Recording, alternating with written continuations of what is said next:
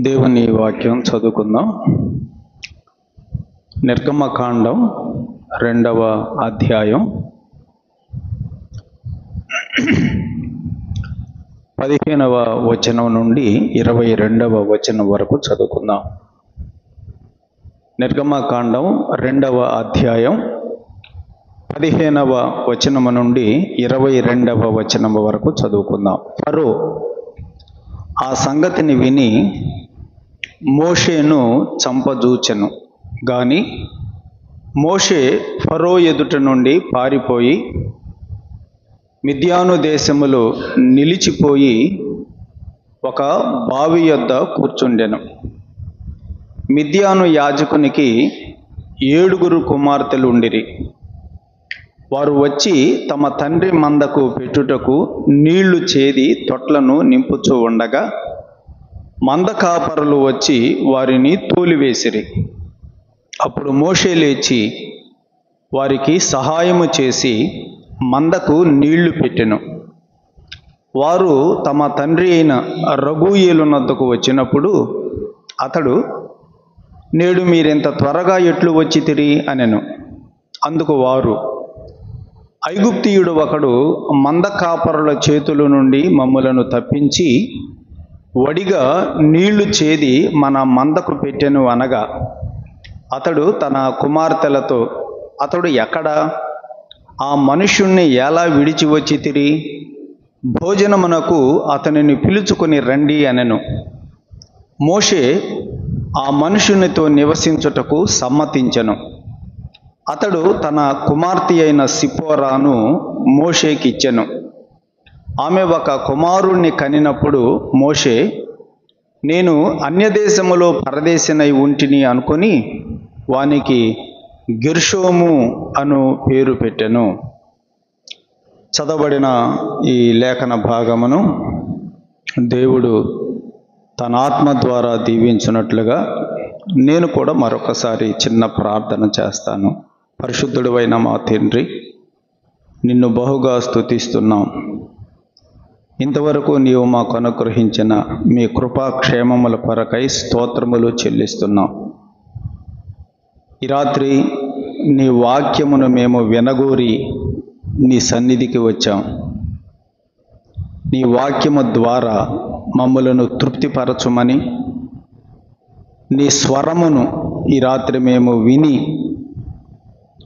నీ స్వరమును మేము వెంబడించడానికి మాకు మనసు దయచేయమని ప్రభువైన యేసుక్రీస్తు నామమున స్తోత్రములు మీకు సమర్పించి ప్రార్థన చేయుచున్నాము తండ్రి. ఆమేన్. ప్రభువునందు ప్రియ సహోదరులారా, సహోదరులారా, 2వ అధ్యాయాన్ని మనం ధ్యానం చేస్తున్నాం. మోషే 40 సంవత్సరాలు ఫరో కుమార్తె ఎంట అతడు పెంచబడినట్లుగా మనం ఈ అధ్యాయంలో జ్ఞాపకం చేసుకున్నాం. పాలు విడిచిన తరువాత మోషేని ఆ తల్లి ఫరో కుమార్తెకు అప్పగించింది. ఆమె 40 సంవత్సరాలు తన ఇంట పెంచింది. అనేకమైనటువంటి విద్యలు నేర్పించింది, సకల విద్యలు నేర్పించింది. మాటలలో ప్రవీణుడయ్యాడు, కార్యములలో ప్రవీణుడయ్యాడు. ఒక దినాన మోషే ఒక ఐగుప్తీయుణ్ణి చంపిన కారణాన అతడు ఆ ఐగుప్తు దేశాన్ని విడిచిపెట్టి పారిపోవలసి వచ్చింది. ఈ విషయాలన్నీ మనం గత బైబిల్ క్లాసులో జ్ఞాపకం చేసుకున్నాం. ఆ సంగతి ఫరోకు తెలిసినప్పుడు, ఐగుప్తీయుణ్ణి చంపిన సంగతి ఫరోకు తెలిసినప్పుడు, ఫరో మోషేను చంపాలి అనుకున్నప్పుడు అతడు భయపడి పారిపోయాడు, మిద్యాను దేశానికి వెళ్ళిపోయాడు. ఆ మిద్యాను దేశములో మోషే మరొక 40 సంవత్సరాలు ఉన్నట్టుగా మనం వాక్యంలో జ్ఞాపకం చేసుకుంటాం. ఆ విషయాలను మనం ఈ రాత్రి ఈ అధ్యాయంలో ఉన్న సంగతులను మనం ధ్యానం చేద్దాం. మిద్యాను దేశములో ఉన్న మోషే చూడండి 16వ వచనం చదువుదాం. మోషే మిద్యాను దేశంలో ఒక బావి దగ్గర కూర్చున్నప్పుడు అక్కడికి కొందరు అమ్మాయిలు తమ మందను తోలుకొని వచ్చారు నీళ్లు పెట్టడానికి. ఆ అమ్మాయిలు ఎవరు? ఆ విషయాలు మనం చదువుదాం. 16వ వచనం చూడండి. మిద్యాను యాజకునికి 7 కుమార్తెలు ఉండిరి. వారు వచ్చి తమ తండ్రి మందకు పెట్టుటకు నీళ్లు చేది తొట్లను నింపుచూ ఉండగా. మిద్యాను దేశములో ఒక యాజకుడు ఉన్నాడు. అతని పేరు రగూయేలు. 18వ వచనంలో అతని పేరు ఉన్నది, రగూయేలు అని. అతనికి 7 కుమార్తెలు ఉండిరి అని మనం ఇక్కడ 16వ వచనంలో చదువుతున్నాం. అతనికి 7 కుమార్తెలు ఉండిరి. మరి ఈ మాట మనం చదువుతూ ఉన్నప్పుడు మనకి కొంత ఆశ్చర్యం కలుగుతుంది కదా. ఒక్క ఆడపిల్ల పుడితేనే మనకి గుండె గుబేలు అంటది, అవునా కాదా? అందరికి కాదు, కొందరికి. కానీ ఈ రగూయేలుకి ఎంతమంది ఆడపిల్లలట? 7 ఆడపిల్లలు అని మనం చదువుతున్నాం. సంఖ్యాకాండం 26వ అధ్యాయంలో అలాగే 27వ అధ్యాయంలో కూడా ఉన్నది. సెలోపెహాదు అనే ఒక ఆయన ఉంటాడు. అతనికి 5 ఆడపిల్లలు అని చదువుతాం. సెలోపెహాదుకి ఎంతమంది ఆడపిల్లలు?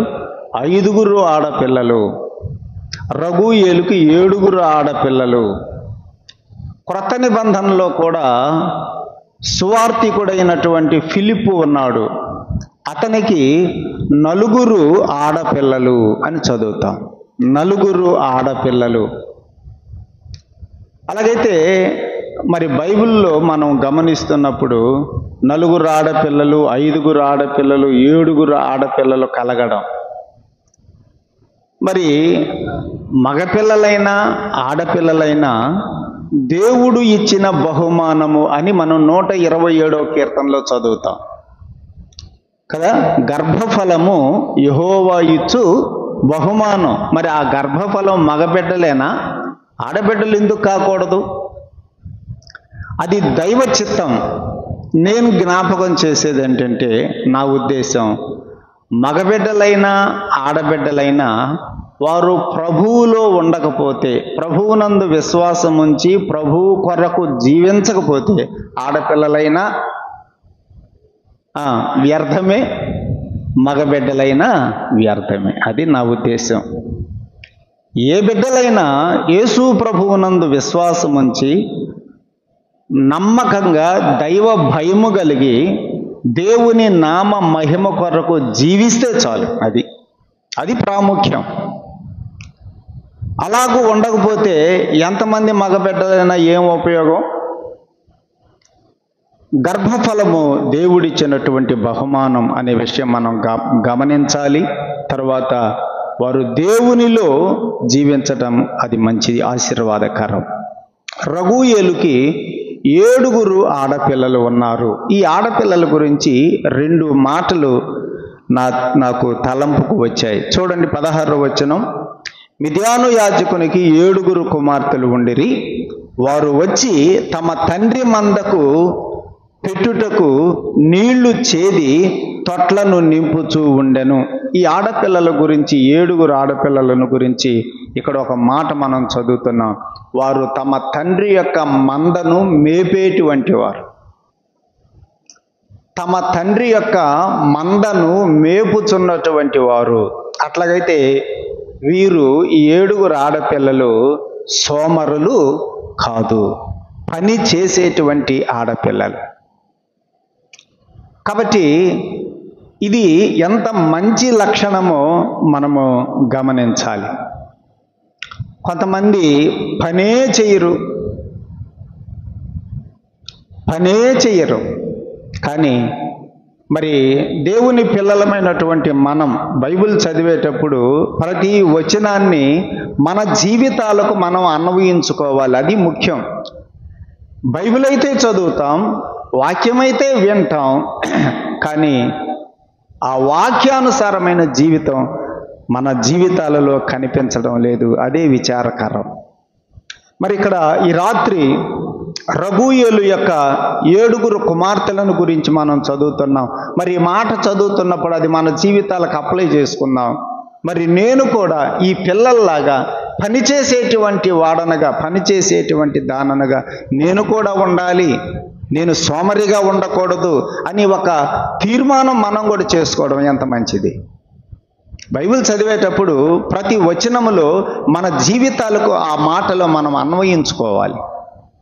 ఈ పిల్లలు ఎంత పని చేస్తున్నారో మనం గమనిస్తున్నాం. ఆ ఇంట్లో మగపిల్లలు లేరు, ఇంకెవరు చేయాలి? ఆడపిల్లలే మగపిల్లలు లాగా ఆ పని చేస్తున్నట్లుగా మనం ఇక్కడ తండ్రి యొక్క మందను మేపుచున్నట్లుగా మనం ఈ వచనంలో గమనిస్తూ ఉన్నాం. అలాగైతే ఈ రాత్రి వాక్యం వింటున్నటువంటి యవ్వన బిడ్డలారా, మన కుటుంబాలలో, మన గృహాలలో తప్పకుండా మనము పని చేసేటువంటి వారంగా ఉండాలి, పనివారంగా ఉండాలి. బద్ధకస్తులంగా ఉండకూడదు, సోమరులంగా ఉండకూడదు, పని దొంగలంగా మనము ఉండకూడదు. సామెతల గ్రంథము 6వ అధ్యాయములో ఒక మాట చూడండి. సామెతల గ్రంథం 6వ అధ్యాయములో సోమరితనము వల్ల కలిగేటువంటి నష్టం ఒక మాట మనం అక్కడ జ్ఞాపకం చేసుకుందాం. పని చేయటానికి కొంతమందికి ఇష్టం ఉండదు. మరి ఆ పని చేయకపోతే నీకు ఎంత నష్టమో దేవుని వాక్యం చూడండి ఏం తెలియచేస్తుందో. సామెతల గ్రంథం 6వ అధ్యాయం 6వ వచనం. సోమరి, ఎవరికి చెబుతున్నాడు ఈ మాటలు? సోమరి, పని చెయ్యరు కొంతమంది, అలాంటి వారికి చెబుతున్నాడు. ఆ చీమల యొద్దకు వెళ్ళు, జ్ఞానం తెచ్చుకున్నాడు. ఆ చీమలు ఏం చేస్తాయో చెబుతూ 9వ వచనం. సోమరి, మళ్ళీ ఇక్కడ కూడా చెప్పాడు, ఎందాక నీవు పండుకొని ఉంటావు, ఎప్పుడు నీవు నిద్రలేస్తావు? ఇంకొంచెము నిద్రించెదను, కొంచెము కునికెదను, కొంచెము సేపు చేతులు ముడుచుకొని పరుండెదను అని నీవు అనుకొనుచున్నావు. అందుచేత, ఎందుచేత? నీ సోమరితనము చేత పని చేయకుండా మంచమునికే పరిమితం అయిపోతావా? కుర్చీకే పరిమితం అయిపోతావా? సోఫాకే పరిమితం అయిపోతావా? అందుచేత చూడండి ఏముందో, దోపిడీగాడు వచ్చునట్లుగా దారిద్ర్యము నీ యొద్దకు వచ్చును. దరిద్రత వస్తుంది. సోమరితనము వల్ల పని చేయకపోతే దరిద్రత నీ జీవితానికి వస్తుంది అని ఇక్కడ వాక్యము మనకు తెలియచేస్తుంది. అదే వచనంలో ఇంకొక మాట కూడా ఉంది. ఆయుధదారుడు వచ్చునట్లుగా లేమి నీ యొద్దకు వచ్చును, లేమి నీ యొద్దకు వచ్చును. దరిద్రత వస్తుంది, లేమి వస్తుంది నీ దగ్గరికి. అందుకని ఈ రాత్రి మనం ఒక తీర్మానం చేసుకుందాం. నేను తప్పకుండా నా ఇంటిలో పని చెయ్యాలి, పని చెయ్యాలి, పనివారంగా మనము ఉండాలి. ఈ 7 ఆడపిల్లలను గురించి మనం ఆ మాట చదువుతున్నాం. ఆ యాజకుని యొక్క 7 కుమార్తెలు తమ యొక్క తండ్రి మందను మేపుచూ ఉన్నారు. ఆ మందకు వారు నీళ్లు పెడుతున్నట్లుగా మనం ఇక్కడ చూస్తున్నాం. మేపారు, మేపిన తర్వాత మరి ఆ మందకు నీళ్లు పెడుతున్నారు. ఆ సమయంలో ఏం జరిగిందో చూడండి. 17వ వచనం. 17వ వచనం. మంద కాపరులు వచ్చి వారిని తోలివేసిరి. ఇక్కడ వీళ్ళు నీళ్లు పెడుతుంటే, వాళ్ళ మందకు నీళ్లు పెడుతుంటే వేరే మంద కాపరులు వచ్చి వాళ్ళ మందకు నీళ్లు పెట్టుకోవడానికి వీళ్ళని ఏం చేశారు? వాళ్ళు తోలివేశారు. మరి ఎందుకు తోలివేస్తుంటారు మీరు చెప్పండి? Very good. ఆడపిల్లలు కదా వీళ్ళు, పడి పక్క పోయి అని ఒక గదువు గదివితే వాళ్ళు పక్కకి వెళ్ళిపోయారు పాపం కదా. ఆడపిల్లలు కదా అనేటువంటి తలంపుతోటి ఈ వేరే మంద కాపురులు వచ్చి వారిని తోలివేశారు అనే మాట చదువుతున్నాం. ఇక్కడ ఈ ఆడపిల్లలను గురించి ఇంకొక పాఠం కూడా మనం నేర్చుకోవచ్చు. మొదటి పాఠం నేర్చుకున్నాం, వారు పనివారు, పని చేసేవారు, దొంగలు కాదు, సోమరులు కాదు. రెండవది ఏంటంటే తోలివేసినప్పుడు నేను అనుకుంటున్నాను, ఈ 7 ఆడపిల్లల్లో ఒక్క ఆడపిల్ల కన్నా నోరు ఉన్నట్టయితే, ఏందయ్యా మమ్మల్ని తోలేసేది, మేము ముందొచ్చి మేము మా మంద కాపర్లకు నీళ్లు పెట్టుకుంటుంటే నీదేంది, రండిమాయ్ పోయి అని అన్నటువంటి ఆడపిల్ల ఒక్క అమ్మాయి కూడా లేదు. పాపం అందరూ 7 ఆడపిల్లలు నోరు లేని ఆడపిల్లలు. జగడమునకు వెళ్ళినటువంటి వారు కాదు, కలహాలకు వెళ్ళేటువంటి ఆడపిల్లలు కాదు అని అర్థమవుతుంది ఇక్కడ కదా. తోలివేసినప్పుడు వారు ప్రక్కకు వెళ్ళిపోయారు తప్ప ఈ మంద కాపరులతోటి జగడాలాడి గొడవలాడి ఆ మందకు నీళ్లు పెట్టినటువంటి వారు కానే కాదు అని మనకి ఇక్కడ అర్థమవుతుంది. అలాగైతే ఈ 7 కుమార్తెలను గురించి మనం నేర్చుకునే మరొక మంచి పాఠం ఏంటంటే కదా, తమను తోలివేసినప్పుడు జగడమాడకుండా కలహం ఆడకుండా వారు ప్రక్కకు వెళ్ళిపోయి, సరేలే వారు పెట్టుకొని పోతే మనం పెట్టుకుందాం అన్నట్టుగా వారు వేచి ఉన్నట్టుగా మనం ఇక్కడ గమనిస్తున్నాం. అలాగైతే మనం కూడా కలహాలకు దూరంగా జగడాలకు దూరంగా ఉండడం మనం కూడా అలవరుచుకోవటం ఎంత మంచి లక్షణం. మనం గత వారంలో ఎప్పుడో ఒకసారి ఒక ఆదివారం ఇస్సాకును గురించి జ్ఞాపకం చేసుకున్నాం కదా. ఇస్సాకు బావులు త్రవ్వుతుంటే ఇస్సాకు యొక్క ఆ దాసులు ఆ నీళ్ల కొరకు బావులు త్రవ్వుతుంటే ఎవరు వచ్చి గొడవ పెట్టుకున్నారు? ఫిలిస్తీయులు వచ్చి ఆ బావులను మన్ను పోసి పూడ్చివేశారు, జగడాలాడారు, కలహాలు పెట్టుకున్నారు. మరి ఇస్సాకు ఏమైనా వారితోటి మరలా తిరిగి కలహించాడా? 26వ అధ్యాయంలో మనం ఆదికాండంలో చదువుతాం. వారు ప్రక్కకు వెళ్ళిపోయినట్టుగా మనం చూస్తున్నాం, వారు మౌనంగా ప్రక్కకు వెళ్ళిపోయినట్లుగా మనం చూస్తున్నాం. అలాగైతే దేవుని పిల్లలమైనటువంటి మనం కూడా కలహములకు జగడములకు దూరంగా ఉండటం ఎంత మంచిదో. సామెతల గ్రంథం 17వ అధ్యాయం, సామెతల గ్రంథం 17వ అధ్యాయంలో ఒక మాట మనం చదువుకుందాం. సామెతల గ్రంథం 17వ అధ్యాయం 14వ వచనం, 17వ అధ్యాయం 14వ వచనం. కలహ ఆరంభము నీటి గట్టున పుట్టు ఓట, వివాదము అధికము కాకమునిపే దానిని విడిచిపెట్టుము. కలహము ఎటువంటిదట? దేనితో పోల్చాడు ఇక్కడ కలహాన్ని? నీటి ఓటతో పోల్చాడు. ఆ నీటి ఓట గనక ప్రారంభమైందంటే ఇక ఆ ఓట ఏమవుతుంది? రాను రాను ఇక పెరిగి పెద్దదైపోతుంది. అలాగే కలహము గనక ప్రారంభమయ్యిందంటే ఇక అది పెద్దదైపోతుంది.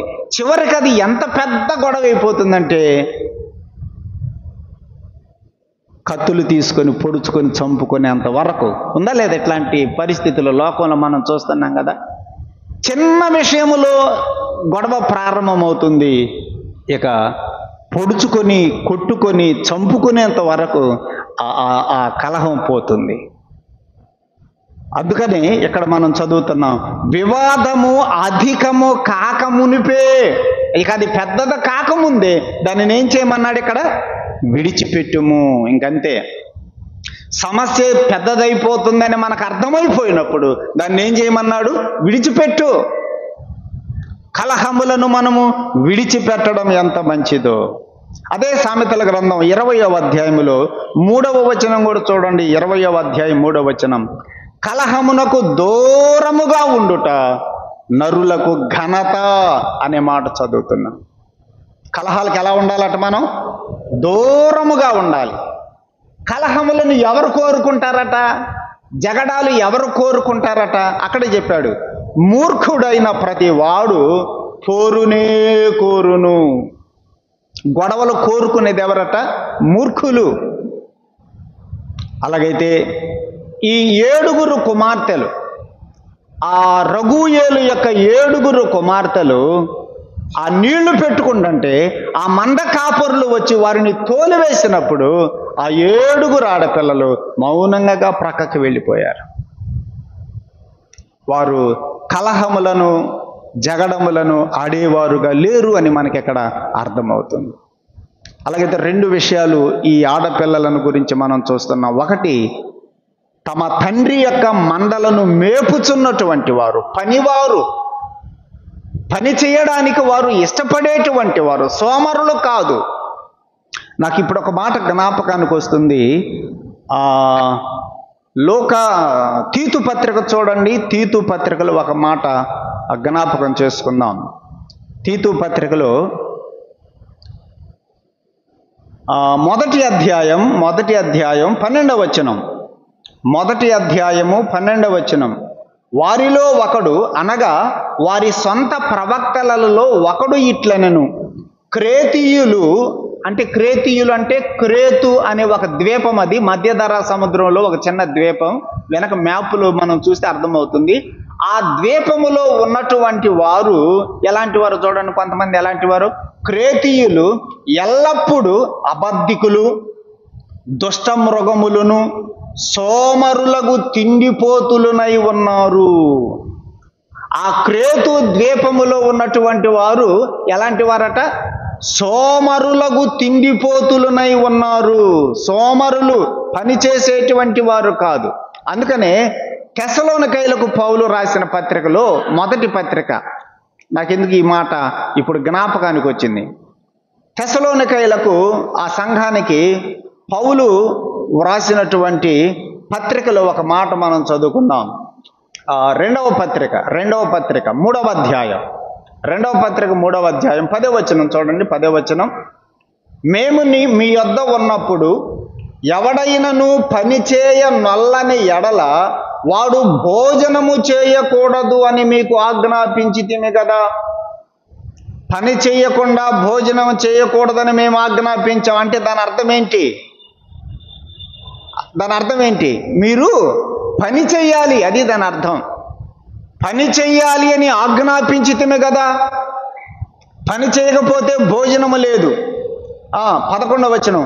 మీలో కొందరు ఏ పని చెయ్యక పరుల జోలికి పోవచ్చు, అక్రమముగా నడుచుకొనుచున్నారని మేము వినుచున్నాము. అలాగైతే ఆ సంఘములో వాళ్ళు కొంతమంది ఎలా ఉన్నారట?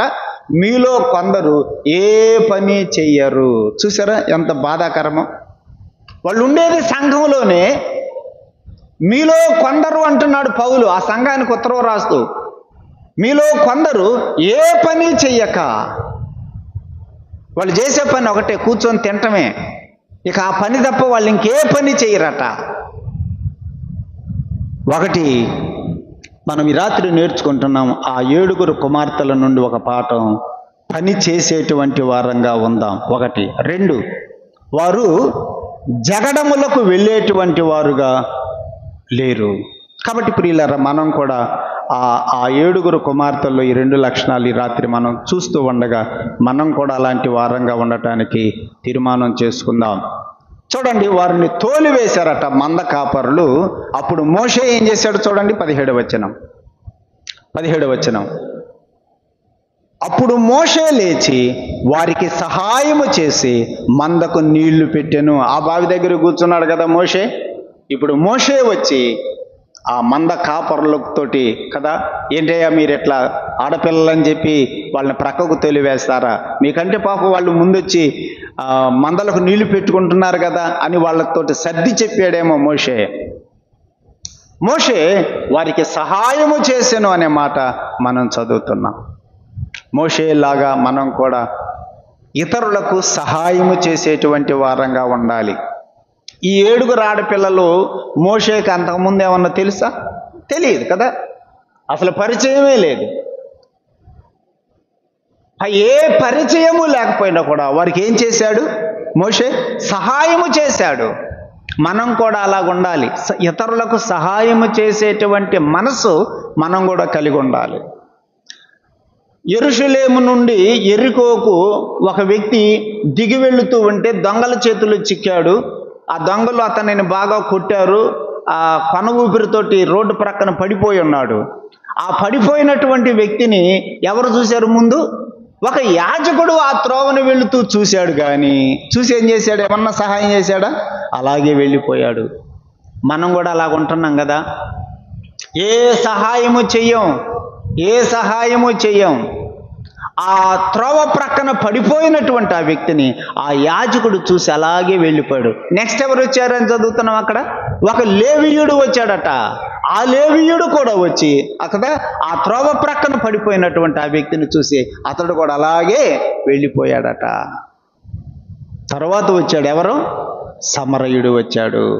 ఆ సమరయుడు మన ప్రభువైనటువంటి యేసుక్రీస్తుకు పోలిక, అక్కడ తనను పోల్చుకొని చెప్పాడు అక్కడ యేసు ప్రభువు ఆ ఉపమానం. ప్రియ సహోదరుడా, సహోదరి, అందుకనే యేసు ప్రభువు సహాయము చేసే మనసు గలవాడు. ఫిలిప్పీ పత్రికలో అందుకనే పౌలు ఒక వచనం రాశాడు చూడండి. ఫిలిప్పీ పత్రిక 3వ అధ్యాయం. ఫిలిప్పీ పత్రికలో పౌలు రాసినటువంటి మాట గమనించండి. 2వ అధ్యాయం, ఫిలిప్పీ పత్రిక 2వ అధ్యాయం 4వ వచనం. మీలో ప్రతి వాడును తన సొంత కార్యములను మాత్రమే గాక ఇతరుల కార్యములను కూడా చూడవలెను. మనం చేసే పని ఏంటంటే మన పనులే మనం చేసుకుంటాం కదా, మన పనులే మనం చేసుకుంటాం, ఇతరుల పనులకు అసలు మనకు పట్టదు. అందుకని ఇక్కడ పౌలు రాస్తున్నాడు, మీ పనులే కాదు మీరు చూసుకోవాల్సింది, ఇతరుల కార్యాలు కూడా చూడండి. ఒకవేళ ఇతరులకు ఏదైనా అవసరం వచ్చి మీ సహాయం కోరుకుంటే మీరు సహాయం చెయ్యండి అని ఇక్కడ పౌలు రాస్తూ ఇప్పుడు యేసు ప్రభువుని ఎగ్జాంపుల్గా చూపించాడు. 5వ వచనం చూడండి. క్రీస్తు యేసుకు కలిగిన ఈ మనస్సు మీరును కలిగి ఉండండి. యేసుక్రీస్తుకి ఏ మనసు ఉంది? యేసుక్రీస్తుకి సహాయము చేసే మనస్సు. త్రోవ ప్రక్కన పడిపోయినటువంటి ఆ వ్యక్తి దగ్గరకు వెళ్ళిపోయాడు. ఆయన అతని గాయములను కడిగాడు, అతన్ని తన గాడిద మీద ఎక్కించుకున్నాడు, పూటకూలవాణ్ణి ఇంటికి తీసుకుని వెళ్ళాడు, అతను నా ఇంటిలో చేర్చాడు, అతనికి ఆహారం పెట్టమని చెప్పాడు, ఇంకా 2 దేనారములు ఇచ్చాడు, ఇంకా అతడు ఏదైనా ఖర్చు చేస్తే నేను తీరుస్తానన్నాడు. అదంతా యేసు ప్రభువు మనస్సు. అందుకని ఇక్కడ పౌలు రాస్తున్నాడు, క్రీస్తు యేసుకు కలిగిన ఈ మనస్సు మీరు కూడా కలిగి ఉండండి అని రాశాడు. యేసు ప్రభు మనస్సు ఏ మనస్సు? సహాయము చేసే మనస్సు, పెట్టే మనస్సు. అదే మనస్సు మీరు కూడా కలిగి ఉండండి అని పౌలు రాస్తున్నాడు. మోషే కూడా నాకెందుకులే అన్నట్టుగా ఆ బావి యొద్ద కూర్చోలేదు, కానీ ఆ ఆడపిల్లలకు సహాయం చేయడానికి లేచి వెళ్ళి వారికి సహాయం చేసినట్లుగా మనం ఇక్కడ జ్ఞాపకం చేసుకుంటున్నాం. నాకెందుకు ఐజక్ అంకుల్ గురించి ఒక మాట చెప్పాలని నా మనసులోకి వచ్చింది. అప్పుడు క్లౌపేటలో ఉండేవాళ్ళం. అక్కడికి ఆమె చాలా పెద్ద ఆవిడ అనారోగ్యంతో ఉన్నది. కావలో నెల్లూరు అనుకుంటా నేను. ఆమె ఇంటిలో విడిచిపెట్టడానికి ఎవరూ లేరు అప్పుడు. పాపం ఐజక్ అంకులే ఆమెను తీసుకొని బస్సులు ఎక్కించుకొని ఆ ఊరికి తీసుకొని వెళ్ళి వాళ్ళ ఇంటి అడ్రస్ ఎక్కడుందో కనుక్కొని, వాళ్ళ ఊరు తెలియదు, ఏమీ తెలియదు, ఆమె ఎక్కడదా, వాళ్ళ సొంతూరు ఏదో, వాళ్ళ ఇల్లు ఎక్కడో ఏం తెలియదు. ఆమె ఊరి పేరు చెప్పించుకున్నాడు, బస్సు ఎక్కించుకున్నాడు, తీసుకొని వెళ్ళాడు. ఆ ఇంటి అడ్రస్లు కనుక్కొని పాపం ఆమె అనారోగ్యంతో ఉంది, ఆ ఇంట్లో చేర్చి వచ్చాడు. నాకు ఎందుకు ఇందాక ఆ జ్ఞాపకానికి వచ్చింది. ఏ మనసు అది? నేను పెద్దోడిని కదా, నేనే పెద్దోడిని అయిపోతేనే ఈ పనులు ఎవరు చేయాలి, కుర్రపిల్లలు చేయాల్సిన పనులు అని అనుకున్నాడా? ఆ మనస్సు మనము కూడా కలిగి ఉండాలి. మోషే లేచి వారికి సహాయము చేశాను అనే మాట. సహాయము చేయడము అనేది ఎంత మంచి మనస్సు ఆలోచన చేయండి. అది క్రీస్తు యేసుకు కలిగిన మనస్సు అని ఫిలిప్పీ పత్రికలో పౌలు రాశాడు. క్రీస్తు యేసుకు కలిగిన ఈ మనస్సు మీరు కూడా కలిగి ఉండండి. యేసు ప్రభు మనసు ఏంటంటే తన పనే తాను చేసుకోవటం కాదు, ఇతరుల కార్యములను కూడా చేసేటువంటి వాడు.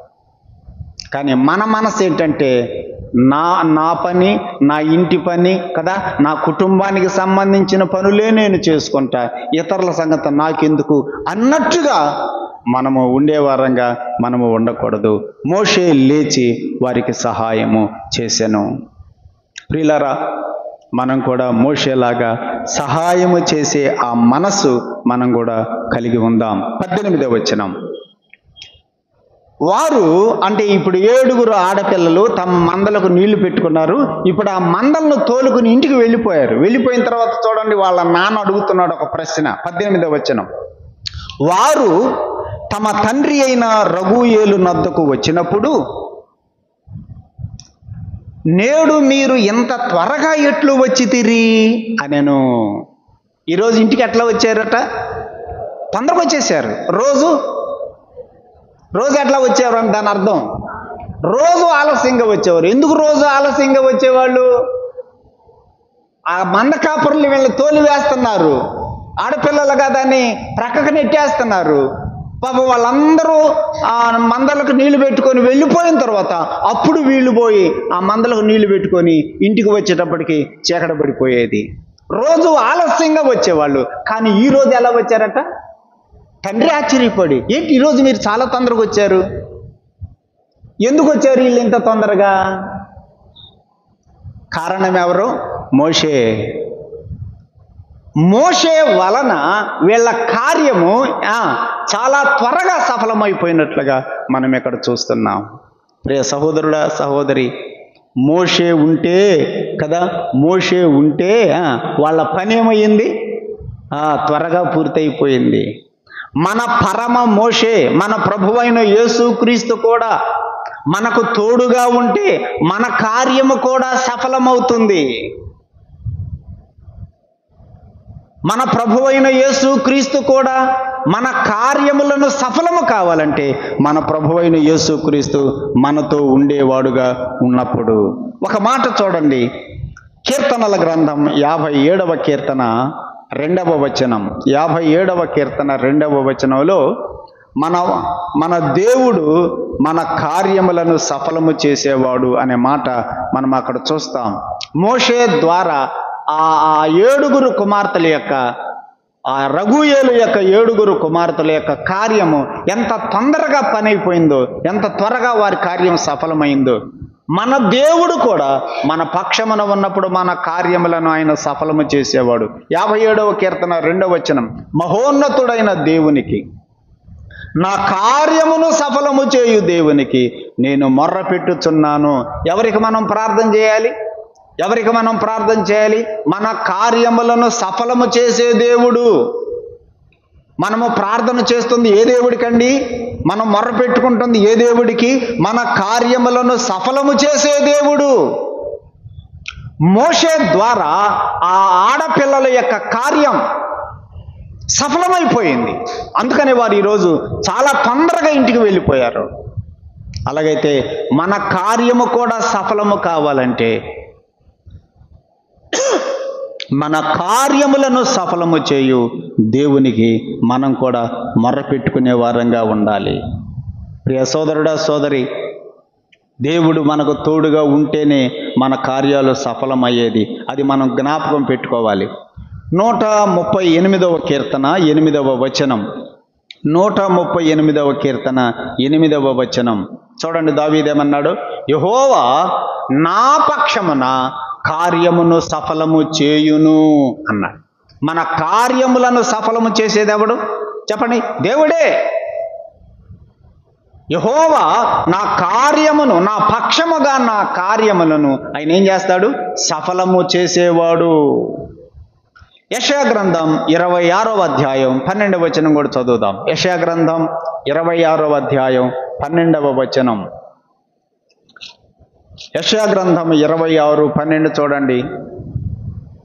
యెహోవా నీవు మాకు సమాధానము స్థిరపరచుదువు, నిజముగా నీవు మా పక్షమున ఉండి. అది మోషే ఇప్పుడు ఎవరి పక్షాన ఉన్నాడు? ఆ 7 ఆడపిల్లల పక్షాన ఉన్నాడు. ఆ 7 ఆడపిల్లల పక్షాన ఉండి వాళ్ళ కార్యమును సఫలము చేశాడు. ఇప్పుడు భక్తుడు అంటున్నాడు చూడండి, యెహోవా నీవు మాకు సమాధానము స్థిరపరచుదువు, నిజముగా నీవు మా పక్షమున ఉండి మా పనులన్నింటినీ సఫలపరచుదువు అన్నాడు. మన పనులు సఫలము కావాలంటే మన పక్షమున ఎవరుండాలి? మన దేవుడు ఉండాలి, మన ప్రభువు ఉండాలి. మన దేవుడు గనక మనకు తోడుగా ఉంటే, మన దేవుడు గనక మన పక్షముగా ఉంటే మన కార్యములు తప్పకుండా సఫలము అవుతాయి. మోషే ద్వారా ఆ రోజు వారి కార్యము త్వరగా సఫలమైంది. అందుకని వారి ఇంటికి వెళ్ళిపోయారు పెందలాడే. తండ్రి అడుగుతున్నాడు, నేడు మీరు ఇంత త్వరగా ఎలా వచ్చితిరి? అవును, మా పనిని సఫలము చేసిన వాడు ఒక ఆయన ఉన్నాడు. ఎవరైనా చూడండి, 19వ వచనం వాళ్ళు చెప్పిన సమాధానం. అందుకు వారు, ఐగుప్తీయుడు ఒకడు. ఎవరట వీళ్ళకి సహాయం చేసింది? మోషే ఐగుప్తీయుడా? మోషే ఎవరు? ఇశ్రాయేలీయుడు కదా. మోషే ఇశ్రాయేలీయుడు అయితే వీళ్ళేం చెబుతున్నారు? ఐగుప్తీయుడు అని చెబుతున్నారు. ఫరో కుమార్తెకి మోషే దొరికినప్పుడు, ఆ పిల్లవాడుగా జమ్మిపెట్టులో దొరికినప్పుడు ఆమె కూడా ఏమంది? ఫరో కుమార్తె ఏమంది? 2వ అధ్యాయం 6వ వచనంలో మనం చదువుతున్నాం. ఆ పిల్లవాడిని చూసి వీడు హెబ్రీయుల పిల్లల్లో ఒకడు అనెను. హెబ్రీయుడు అని అన్నది, హెబ్రీయుడు అని అన్నది. ఆ మోషేను చూసి హెబ్రీయుడు అని అన్నది. అబ్రహాము కనాను దేశంలో ఉన్నాడు. అబ్రహాము కనాను దేశంలో ఉన్నప్పుడు అక్కడ ఒక మాట అబ్రహామును గురించి మనం చదువుతాం. చూడండి ఒకసారి, ఆదికాండం 14వ అధ్యాయం 13వ వచనంలో అబ్రహాము గురించి వ్రాయబడిన మాట. కనాను దేశంలో అబ్రహాము ఉన్నాడు కానీ కనానీయుడు అని అనబడలేదు. అందుకు నేను ఆ మాట చూపించాలనుకుంటుంది. 14వ అధ్యాయం 13వ వచనం ఏమంది అక్కడ? హెబ్రీయుడైన అబ్రహామునకు ఆ సంగతి తెలిపెను. కనాను దేశములో ఉన్నాడు గాని అబ్రహాము కనానీయుడు అని పిలువబడలేదు. ఏమని పిలువబడ్డాడు? హెబ్రీయుడు అని పిలువబడ్డాడు. ఇంకొక ఆయన యోసేపు సంగతి తీసుకుందాం. యోసేపు ఏ దేశంలో బానిసగా ఉన్నాడు? ఐగుప్తు దేశంలో బానిసగా ఉన్నాడు. ఐగుప్తు దేశంలో యోసేపు బానిసగా ఉన్నాడు కానీ యోసేపు ఐగుప్తీయుడు అని పిలువబడ్డాడా? ఏమని పిలువబడ్డాడు? హెబ్రీయుడు అని పిలువబడ్డాడు కదా. ఆ పొతీఫరు భార్య అన్నది కదా, ఇదిగో మీ యజమానుడు ఒక హెబ్రీయుడు పరుచువాడిని మన ఇంట్లో తీసుకొచ్చి పెట్టాడు, నన్ను అవమానపరచడానికి అని అన్నది. యోసేపుని ఏమన్నది? హెబ్రీయుడు అన్నది. అబ్రహాముని ఏమన్నారు? హెబ్రీయుడు అన్నారు. ఫరో కుమార్తె ఏమన్నది? హెబ్రీయుడు అన్నది. మరి ఇప్పుడు వీళ్ళు కూడా ఏమనాలి? మోషేని హెబ్రీయుడు అనాలి కదా. కానీ తండ్రికి ఏం చెప్పారు? వీళ్ళు పోయి ఐగుప్తీయుడు అని చెప్పారు. ఎందుకు అట్లా చెప్పాల్సి వచ్చింది? ఎందుకంటే ఇప్పుడు మోషే యొక్క వయసు ఎంత? 40 సంవత్సరాలు. మోషే వయసు 40 సంవత్సరాలు. ఈ 40 సంవత్సరాలు ఎవరి దగ్గర పెరిగాడు? ఫరో కుమార్తె దగ్గర పెరిగాడు. ఆ ఫరో కుమార్తె ఈ మోషేని పెంచేటప్పుడు ఐగుప్తీయులందరి యొక్క డ్రెస్ ఎలా ఉంటుందో కదా, ఐగుప్తీయుల యొక్క అలంకరణ అంతా ఎలా ఉంటుందో అలాంటి డ్రెస్సులు వేసి అలాగూ అలంకరించి పెంచింది. ఎవరిని? అందుకని ఇప్పుడు మోషేని చూస్తే ఏమన్నారు అందరూ? అది ఆ ఫరో కుమార్తె యొక్క పెంపకములో ఉన్నాడు కాబట్టి ఎలా ఉన్నాడు? ఇప్పుడు ఐగుప్తీయుడిగా ఉన్నాడు. ఐగుప్తీయులు వేసుకునేటువంటి వస్త్రధారణ వేరుగా ఉంటుంది. ఐగుప్తీయుల యొక్క అలంకరణ వేరుగా ఉంటుంది. అలాంటి వస్త్రధారణతో, అలాంటి అలంకరణతో మోషే ఉన్న కారణాన ఆ యొక్క వస్త్రధారణ చూడగానే ఏమనుకున్నారు? ఇతడు ఐగుప్తీయుడు. కాకి ప్యాంటు కాకి షర్టు వేసుకుంటే ఏమంటారు? పోలీసు అంటారు కదా. కానీ ఎవరు పోలీసా? టీచరే. కానీ డ్రెస్ వేసుకున్నందువల్ల ఏమనుకోవాల్సి వచ్చింది? అట్లాగనే మోషే యొక్క అలంకరణ చూడగానే ఈ అలంకరణ అంతా ఐగుప్తీయులు కదా అని వాళ్ళు అనుకొని, ఒకవేళ ఇతడు కూడా ఐగుప్తీయుడేమో అనుకొని తండ్రికి వెళ్ళి ఏం చెప్పారు? ఇందులో మనకున్న పాఠం ఏంటంటే, మనము కూడా ఐగుప్తీయుల వలె ఉంటున్నామా, హెబ్రీయుల వలె ఉంటున్నామా?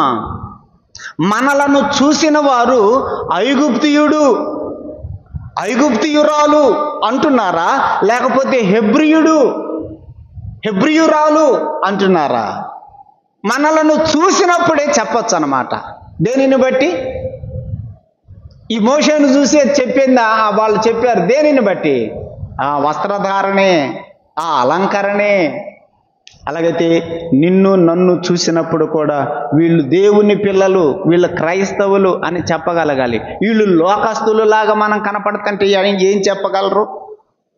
మనము కూడా లోకస్తులులాగా మనము ఉంటున్నప్పుడు మన గురించి ఎలా చెప్పగలరు? ఆలోచన చేయని రాత్రి. కనాను దేశములో అబ్రహాము ఉన్నాడు, కానీ కనానీయుడు అని పిలువబడలేదు, హెబ్రీయుడుగానే ఉన్నాడు. యోసేపు ఐగుప్తు దేశములో ఉండినప్పటికీ అతడు ఐగుప్తీయుడులాగా లేడు, హెబ్రీయుడుగానే ఉన్నాడు. నీవు నేను కూడా లోకములో ఉంటున్నప్పటికీ లోక సంబంధులంగా ఉండకూడదు, దేవుని పిల్లల్లాగానే ఉండాలి. కానీ ఈనాడు దేవుని పిల్లల్లో కొంతమంది లోక సంబంధమైనటువంటి ఈ ఆకర్షణల వల్ల, లోక సంబంధమైనటువంటి ఫ్యాషన్స్, వీటికి ఆకర్షించబడి వీళ్ళు కూడా ఎలాగుంటున్నారు? లోకస్తులలాగే ఉంటున్నారు. ఎంత విచారకరం! మోషేని శిశువుగా ఉన్నప్పుడేమో హెబ్రీయుడు అన్నది. అంటే అప్పటిదాకా ఎవరి పెంపకంలో ఉన్నాడు? తల్లి పెంపకంలో ఉన్నాడు కాబట్టి హెబ్రీయుడుగానే ఉన్నాడు. ఇప్పుడు ఆమె పెంపకంలోకి పోయాడు కాబట్టి ఐగుప్తీయుడిగా మారిపోయాడు.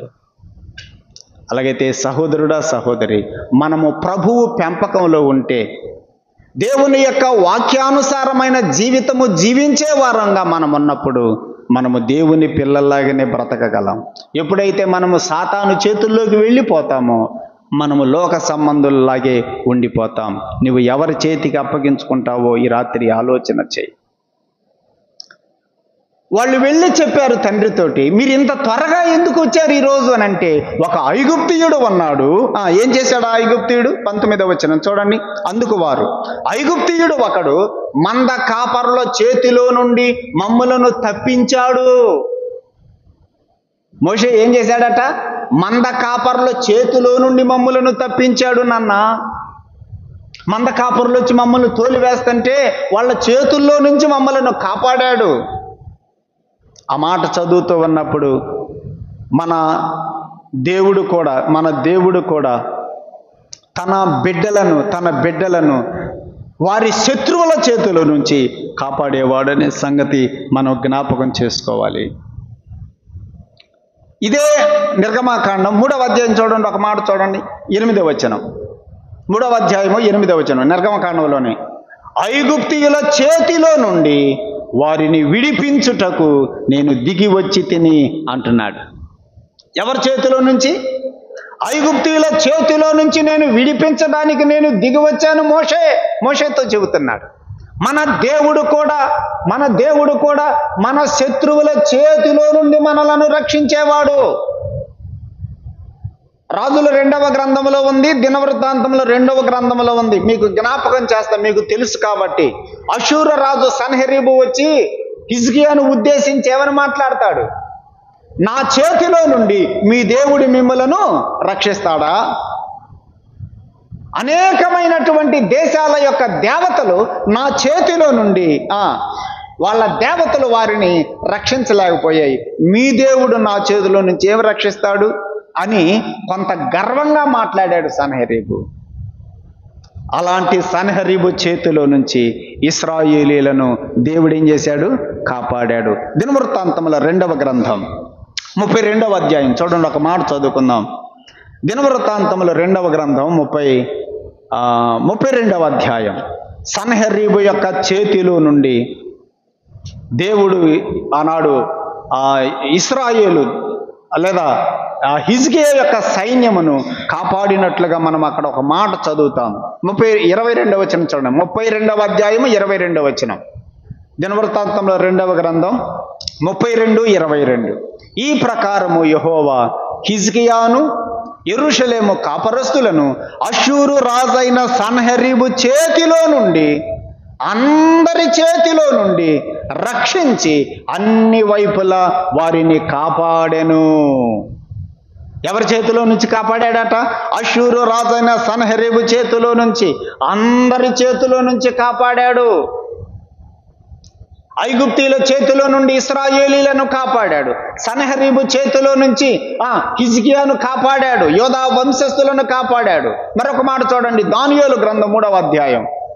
దానియేలు గ్రంథం 3వ అధ్యాయంలో కూడా నెబుకద్నెజరు చేతిలో నుంచి ఎవరిని కాపాడాడు? 3వ అధ్యాయంలో షద్రకు మేషక్ అబేద్నెగోలను కాపాడినట్లుగా మనం అక్కడ చదువుతాం. దానియేలు గ్రంథం 3వ అధ్యాయం 15వ వచనం చూడండి. 3వ అధ్యాయం 15వ వచనం. 15వ వచనం చివరి లైన్ చదువుతున్నా. అగ్నిగుండములో మీరు వేయబడుదురు, నా చేతిలో నుండి మిమ్మును విడిపింపగల దేవుడు ఎక్కడ ఉన్నాడు అంటున్నాడు నెబుకద్నెజరు. నా చేతిలో నుండి మిమ్మల్ని విడిపింపగల దేవుడు ఎక్కడున్నాడు? ఇప్పుడు చెప్పండి, ఎవరు కాపాడారు ఆయన చేతిలో నుంచి? దేవుడే. ఐగుప్తీల చేతిలో నుండి, సన్హెరీబు చేతిలో నుండి, నెబుకద్నెజరు చేతిలో నుండి కాపాడినటువంటి ఆ దేవుడు నిన్ను నన్ను కూడా చెప్పండి మన శత్రువుల చేతిలో నుంచి ఆయన మనల్ని కాపాడా? ఆ తండ్రికి చెబుతున్నారు. ఆ 7 కుమార్తెలు వెళ్ళి తండ్రితో చెబుతున్నారు, ఆ మంద కాపరుల చేతిలో నుంచి మమ్మలను తప్పించాడు ఒక ఐగుప్తీయుడు వచ్చి అని చెబుతున్నారు. ఆ మాట చదువుతున్నప్పుడు వారి చేతిలో నుంచి మోషే కాపాడాడు నిజమే, కానీ మనలను కూడా మన ప్రభువైన యేసుక్రీస్తు అపవాది చేతిలో నుండి రక్షించలేదా? అపవాది చేతిలో నుండి మనలను రక్షించాడు, మన పాపముల నుండి మనలను విమోచించాడు. దేవునికి స్తోత్రములు చెల్లిస్తున్నాం ప్రియులారా. మరొక మాట చెప్పారు చూడండి, ఏమన్నారు? 19వ వచనం. ఐగుప్తీయుడు ఒకడు వచ్చి మంద కాపరుల చేతిలో నుండి మమ్మలను తప్పించి వడిగా నీళ్లు చేది మన మందకు పెట్టెను. చాలా వడిగా అంటే వేగంగా, స్పీడుగా. మోషే నీళ్ళు ఎలా పెట్టాడట ఆ మందలకి? ఆ మందలకి చాలా వడిగా నీళ్లు చేదిపోసాడట. వడిగా అనే పదం ముఖ్యమైన పదం. మోషే పని చేస్తే ఎట్లా చేస్తాడు? వడిగా అంటే వేగంగా, స్పీడ్గా చేస్తాడు. నిదానంగా కాదు. 5 నిమిషాల్లో చేసే పనిని అరగంట సేపు చేస్తారు కొంతమంది. ఆ పని చేస్తే ఎంతసేపు చేయొచ్చు? 5 నిమిషాల్లో చేసేయచ్చు, కానీ ఎంత టైం పట్టుద్ది? అరగంట టైము. అంటే ఎంత టైం వేస్ట్ అయ్యింది? 5 నిమిషాల్లో చేసే పని అరగంట సేపు చేస్తే ఎంత టైం వేస్ట్ అయినట్టు? అందుకని వాక్యంలో ఉంది, పనిని నిదానంగా కనుక చేస్తే అతడి వల్ల నష్టము కలుగుతుంది అని ఉంది బైబిల్లో. చూడండి, సామెతల గ్రంథం తిప్పండి, ఒక మాట చదువుదాం. 18వ అధ్యాయం 9వ వచనం. సామెతల గ్రంథం 18వ అధ్యాయం 9వ వచనం. ఏమంది అక్కడ? పనిలో జాగు చేయువాడు. జాగు అంటే నిదానంగా చేస్తారు. పనిలో జాగు చేయువాడు నష్టము చేయువానికి సోదరుడు. పనిలో జాగు చేస్తే నష్టమే కలుగుతుంది, దాని అర్థం అది. అలాగైతే మనం కూడా పని చేస్తే నిదానంగా చేయొద్దు, వేగంగా చేయాలి. పని త్వరగా చేయాలి. రెబకా కదా, రెబకా కూడా ఆ ఒంటెలకు నీళ్లు ఎలా పోసిందని మనం చదువుతున్నాం. ఆ బావిలోకి దిగుతుంది, నీళ్లు చేసేసింది, త్వరగా పోయేసి ఆ గాడిలో పోసేసి మళ్ళీ పరిగెత్తుకుంటూ వచ్చిందనమాట. పరిగెత్తుకుని అనే పదం అక్కడ ఉంటుంది. రెబకా కదా, ఎంత వేగంగా వెళ్ళి ఆ 10 ఒంటెలకు నీళ్లు చేతి పోసిందో చూడండి. పని చేస్తే ఎట్లా చేయాలి?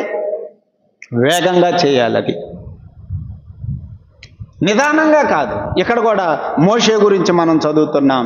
ఆ మంద కాపరుల చేతిలో నుంచి మమ్మలను తప్పించి మన యొక్క మందలకు ఒడిగా నీళ్లు చేదిపోశాడు అని చెప్పారు.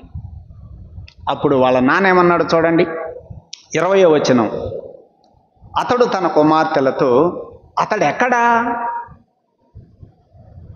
ఆ మనుష్యుణ్ణి ఎలా విడిచి వచ్చితిరి? భోజనమునకు అతనిని పిలుచుకుని రండి అనెను. ఎంత మంచివాడండి రఘుయేలు. అదే మనమైతే ఏమంటాం, మై థ్యాంక్స్ అన్న చెప్పారా లేదని అంటాం కదా. ఏం చేస్తే సరిపోయేది? థ్యాంక్స్. కానీ ఈయనేమన్నాడు? భోజనానికి పిలుచుకొని రండి అన్నాడు. ఎంత మంచోడు రఘుయేలు. మనమైతే దేనితోటి సరిపెడతాం?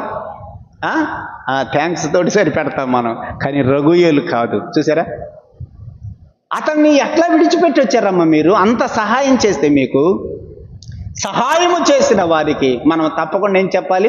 కృతజ్ఞత చూపించాలి. పోయి భోజనానికి పిలుచుకొని రండి అన్నాడు.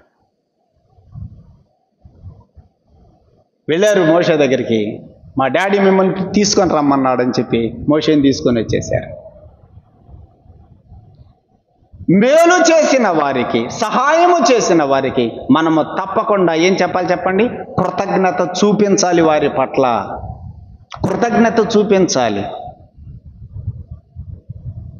యేసు ప్రభువు కూడా ఆ 10 మంది కుష్ఠరోగులకి స్వస్థత ఇచ్చినప్పుడు కదా, ఒక్కడు వచ్చి తన కృతజ్ఞతలను యేసు ప్రభువుకు తెలియచేశాడు. యేసు ప్రభు అడుగుతున్నాడు, మిగిలిన 9 మంది నా కృతజ్ఞతలే చెప్పలేదు, నాకు కనీసం థ్యాంక్స్ కూడా చెప్పలేదు. ఆ రఘుయేలు అన్న భోజనం పెట్టాడు, కనీసం మీరు భోజనం కాదు నన్ను తీసుకెళ్ళి కదా, నాకు కనీసం థ్యాంక్స్ అన్న చెప్పారా అంటున్నాడు ప్రభు. ప్రియులారా, మనం కూడా ఆ మనసు, రఘుయేలుకు కలిగిన మనసు మనం కూడా కలిగి ఉండాలి. అసలు కొంతమంది థ్యాంక్స్ కూడా చెప్పరు, ఉన్నారు ఇట్లాంటి వాళ్ళు కూడా కదా. రఘుయేలు అంటున్నాడు, మీరు అతనిని ఎలా విడిచిపెట్టి వచ్చారు? మీరు వెళ్ళి అతనిని భోజనమునకు పిలుచుకొని రండి అని చెప్పినప్పుడు మోషేని ఇంటికి తీసుకొని వచ్చారండి. ఇప్పుడు మోషే ఏ పని చేసినందువల్ల ఇంత సహాయం ఇతనికి అనుగ్రహించబడింది? మోషేకి ఏం చేశాడు కాబట్టి? మందకు నీళ్లు పోసాడు, అంతే కదా. మంద కాపరులకు నీళ్లు పోసినందువలన రఘుయేలు మోషే పట్ల ఎంత కృతజ్ఞత చూపించాడో మనం ఇక్కడ చూస్తున్నాం. తన మందకు నీళ్లు చేది పోసినందువల్ల. మరి మన పాప పరిహారం కొరకు ప్రాణమే పెట్టిన ప్రభు పట్ల మనం ఇంకెంత కృతజ్ఞత చూపించాలి ఆలోచించండి. మందకు నీళ్లు పెడితేనే అంత కృతజ్ఞత చూపించినప్పుడు, మన కొరకు ప్రాణమే పెట్టిన యేసు ప్రభు పట్ల నీవెంత కృతజ్ఞత చూపిస్తున్నావు ఈ రాత్రి ఆలోచన చేసుకో. ఆయన పట్ల నీకు అసలు కృతజ్ఞత ఉందా?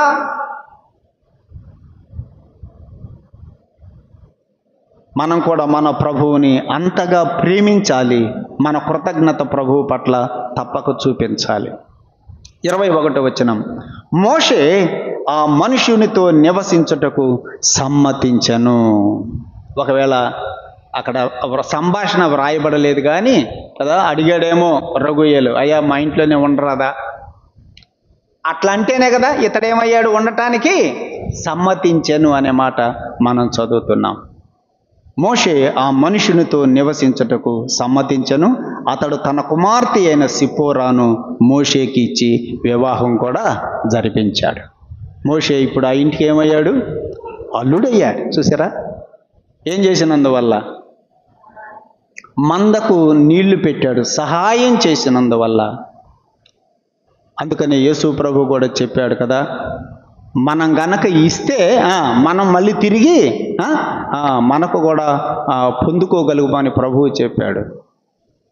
మీరు ఇయ్యుడి అప్పుడు మీకు ఇయ్యబడును అని మనం వాక్యంలో చదువుతాం. మీరు ఇస్తే మీకు కూడా ఇయ్యబడుతుంది. ఎంత మరి మోషే ఎంత సహాయం పొందాడు ఇక్కడ. మనం ఎంత అత్యధికంగా కదా ఇంటికి తీసుకొచ్చాడు, భోజనం పెట్టాడు, చివరికి తన కుమార్తెనే ఇచ్చి వివాహం కూడా జరిపించాడు. 22వ వచనం. ఆమె ఒక కుమారుణ్ణి కనినప్పుడు మోషే నేను అన్య దేశములో పరదేశినై ఉంటిని అని అనుకొని వానికి గెర్షోము అను పేరు పెట్టాను. వాళ్ళిద్దరికి ఒక కుమారుడు కూడా పుట్టాడు, పేరు పెట్టారు. ఏం పేరు? గెర్షోము. గెర్షోము అంటే అర్థం ఏంటిది? పరదేశి. ఎందుకు పెట్టాడు ఆ పేరు? బైబిల్లో మనం పేర్లు పెడుతున్నారంటే ఒక అర్థం ఉంటుంది. ఒక అర్థవంతంగా వాళ్ళు పేర్లు పెట్టినట్టుగా మనం బైబిల్లో జ్ఞాపకం చేసుకుంటాం. ఇస్సాకు అనే పేరు ఎందుకు పెట్టింది కదా? దేవుడే పెట్టమన్నాళ్లే. దేవుడే పెట్టమన్న పేరు ఎందుకు పెట్టమన్నాడు? ఆ పేరు నేను నవ్వు కలుగు చేస్తాను మీకు, నేను నవ్వు కలుగు చేస్తాను. అందుకనే పేరు ఇస్సాకు. ఇస్సాకు అంటే నవ్వు. అట్లాగూ ఆ లేయా కూడా తనకు పుట్టినటువంటి కుమారులందరికీ పేర్లు పెట్టేటప్పుడు అక్కడ ప్రతి పేరు పెట్టేటువంటి ఉద్దేశం కూడా అక్కడ చెప్పబడింది. ఇక్కడ కూడా మోషే తన కుమారుడికి పేరు పెట్టేటప్పుడు గెర్షోము అనే పేరు పెట్టాను. గెర్షోము అంటే పరదేశి. నేను మిద్యాను దేశములో నేను ఎలా ఉన్నాను? నేను ఒక పరదేశిగా ఉన్నాను. నా వారందరూ కూడా ఐగుప్తు దేశంలో ఉంటే నేను మిద్యాను దేశంలో ఒక పరదేశిగా ఉన్నాను. నా కుమారుడికి ఆ పేరు పెడుతున్నానని గెర్షోము అనే పేరు పెట్టాడు. ఇంతకు మనందరం కూడా ఈ లోకంలో ఎవరేమి చెప్పండి? మనందరం కూడా ఈ లోకంలో పరదేశులమే. మనది ఈ దేశమా? మనది ఈ దేశం కాదు. మనది ఏ దేశం? మనది పరలోకం. మనది ఈ దేశం కాదు. మనము కూడా ఈ లోకములో యాత్రికులము అని, పరదేశులము అని హెబ్రీ పత్రిక 11వ అధ్యాయంలో ఆ రెఫరెన్స్ ఉంది. పేతురు రాసిన మొదటి పత్రిక 2వ అధ్యాయంలో కూడా ఆ రెఫరెన్స్ మనం చదువుతాం. మనము ఈ లోకములో యాత్రికులము, పరదేశులము. మనది ఈ దేశము కానే కాదు. మనది ఏ దేశం? మనది పరలోకం. మన దేశం అది. ఫిలిప్పీ పత్రికలో మనం చదువుతున్నాం. మన పౌరస్థితి ఎక్కడుంది? పరలోకములో ఉన్నది. పౌరస్థితి అంటే మనము పౌరస్థితి ఉంటేనే మనము ఓటు వేయడానికి అర్హత కదా. మనం ఇంకో దేశంలో పోతే మనకు ఓటు హక్కు ఉంటుందా? ఉండదు. మనము ఏ దేశంలో అయితే పౌరస్థితి కలిగి ఉంటామో ఆ దేశంలోనే మనకు హక్కు ఉంటుంది, ఓటు వేసే హక్కు. అలాగైతే మనది ఈ దేశము కాదు, మనది పరలోకం. అలాగైతే సోదరుడా సోదరు, ఒక్క విషయం మనం జ్ఞాపకం పెట్టుకోవాలి. మనది ఏ దేశం అయితే ఆ దేశములోనే మనము శాశ్వత కాలం ఉంటాం. అవునా? మనం కూడా ఈ లోకంలో ఉంటున్నాం కాబట్టి మనం ఇల్లు కొనుక్కుంటున్నాం, స్థలాలు కొనుక్కుంటున్నాం, పొలాలు కొనుక్కుంటున్నాం కదా. అనేకమైనటువంటి చరాస్తులు, స్థిరాస్తులు మనం ఇక్కడ ఏర్పాటు చేసుకుంటున్నాం. ఎందుకని?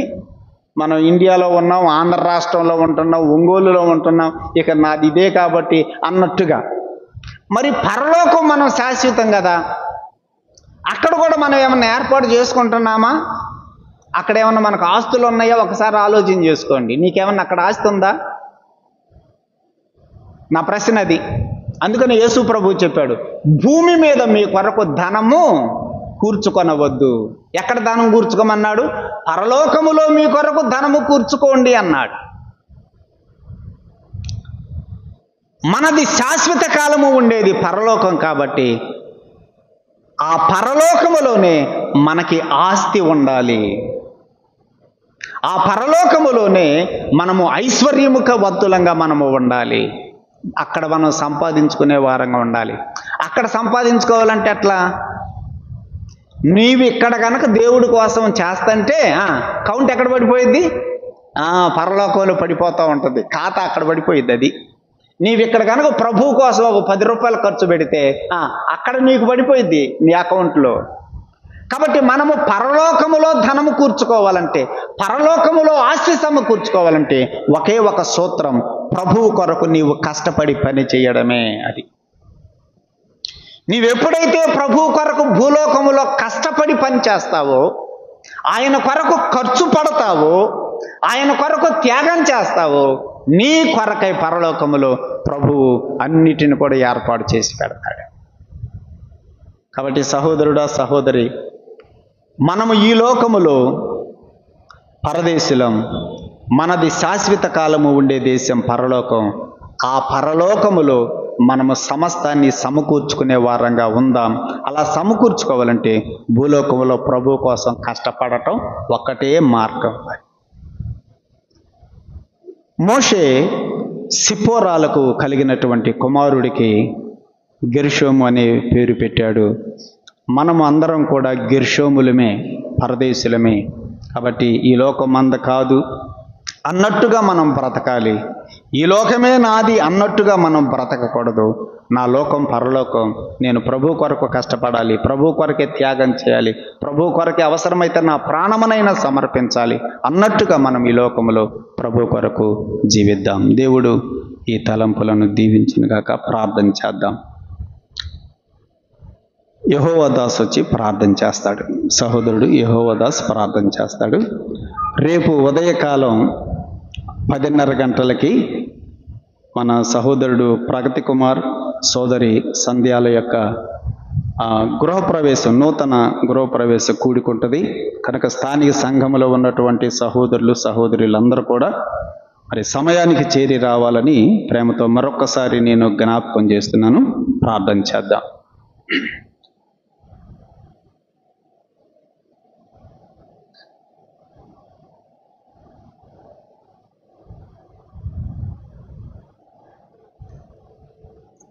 మా దయగలిగిన యేసు ప్రభువా, మీకు వందనాలు చెల్లిస్తున్నాం.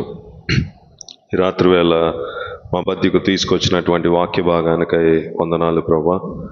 వాక్యం ద్వారా మీరు ప్రభువా తండ్రి స్పష్టంగా మాట్లాడుతూ వస్తున్న విషయాలకై వందనాలు చెల్లిస్తున్నాం ప్రభువా. కొన్ని చరిత్ర గ్రంథాలు ఎప్పుడో జరిగినటువంటి విషయాల్లో నుంచి కూడాను ఒక సామాన్యమైనటువంటి చరిత్రను చూస్తూ ఉన్నప్పుడు కూడాను ప్రతి పదంలో నుంచి, ప్రతి వాక్యంలో నుంచి మీరు మాట్లాడండి ప్రభువా, మీరు మాట్లాడితే నేను వింటాను, పాటిస్తాను అని ప్రభువాతని మీ సన్నిధిలో చేరినప్పుడు మీరు ప్రభువాతని మాట్లాడుతూ వస్తున్న విషయాలను బట్టి వందనాలు చెల్లిస్తున్నాం ప్రభువా.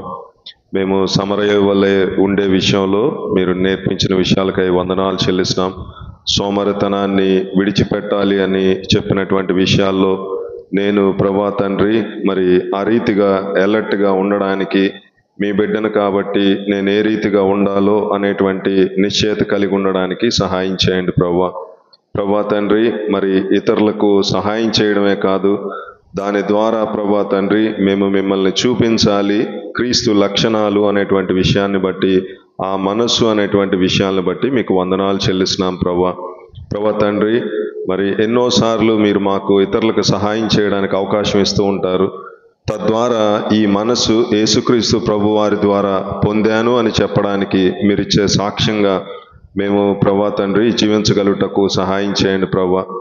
మా యొక్క ఆస్తి భూమి మీద కంటే కూడాను పరలోకానికి సంబంధించి ఈ భూమి మీద మేము ఏ రీతిగా కష్టపడాలి అనేటువంటి విషయాన్ని జ్ఞాపకం చేస్తూ వస్తున్నారు. వందనాలు చెల్లిస్తున్నాను ఆయన. నిజమే ప్రభువా, అశాశ్వతమైనటువంటి ఈ భూమి గురించి, ఈ జీవితం గురించి ఎంతగానో ఎక్కువగా ఆలోచిస్తూ తరిస్తూ ఉంటాం ప్రభువా.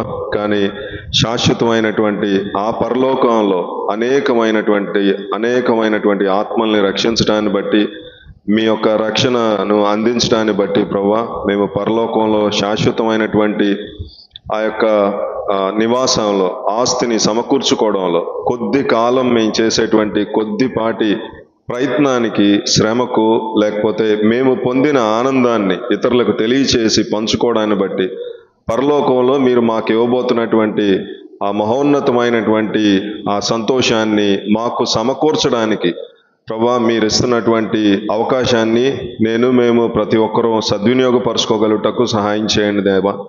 కృప చూయించండి ఆయన. మీరెంత దయగలిగిన దేవుడు, మీరెంత ప్రేమ కలిగిన దేవుడు. వందనాలు ప్రభువా. మా పాపములు అనేకమైనవి, మీ యొక్క తేజో మహిమను విడిచిపెట్టి కిందకు తీసుకొచ్చేటువంటి దారుణమైనటువంటి వ్యక్తులు అయినటువంటి మా కోసం మీరు చాలా ప్రభువా తండ్రి 33.5 సంవత్సరాలు ఆ మహిమను విడిచిపెట్టి భూమి మీదకి మనిషిగా రావడానికి ఇష్టపడ్డారు. అటువంటి దేవా, తిరిగి మాకు మాత్రం కొంచెం ఈ భూమి మీద మేము చేసేటువంటి ప్రయత్నాలకు శాశ్వతమైనటువంటి యుగయుగాలు ప్రభువాతని మీరు ఇవ్వబోతున్నటువంటి ఆ యొక్క బహుమానాలకై వందనాలు చెల్లిస్తాం. ఈ రీతిగా ఈ రాత్రి వేళ మీరు మాతో మాట్లాడిన విషయాలన్నిటిని బట్టి వందనాలు చెల్లిస్తూ విని విడిచిపెట్టే ప్రభా తండ్రి ఫలింపు లేనటువంటి జీవితం కాకుండా ఈ మాటలు నా జీవితంలో మా జీవితాల్లో ప్రభా తండ్రి సఫలం చేయగలిగినట్లుగా కృప చూయించండి ఆయన.